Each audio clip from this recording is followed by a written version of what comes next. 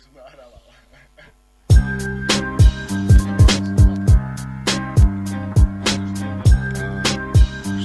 Skupina DJ Kubo a ulica A14 ulica, naša Petržalka. Táto vec není o hre divadelnej s názvom Rusálka, ale o tom, čo je uličný rap, takže Petržalka.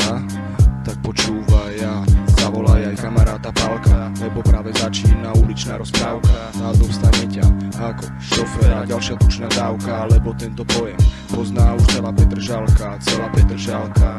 A teraz kto? Ja. A teraz sa ja ako Tommy prezentujem spoločnosti, lebo ulica je plná zlosti. Tak nažer sa aj do sitosti. Na ulici máš len zo dve možnosti: buď si dole, alebo hore na vrchole blaženosti. Tak repuje ulici a nesprostosti, a nech ťa nezastaví ani kokot rôznej hodnosti. To si od teba pýta doklad totožnosti, ale hlavne sa nedostaň do ruchantivosti, lebo tá kazí charaktera zvyšuje pocit bezmocnosti, pocit bezmocnosti.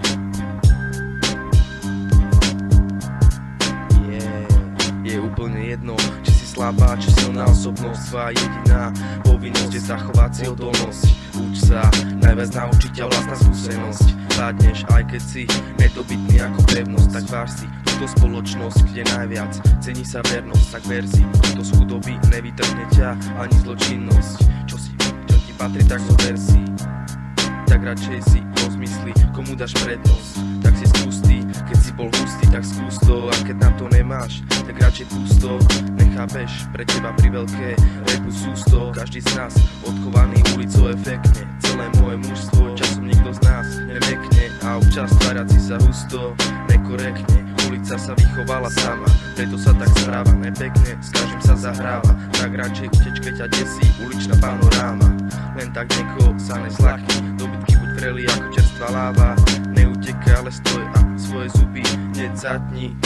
Nekončiace rozpory, tak to je Bratislava. Bratislava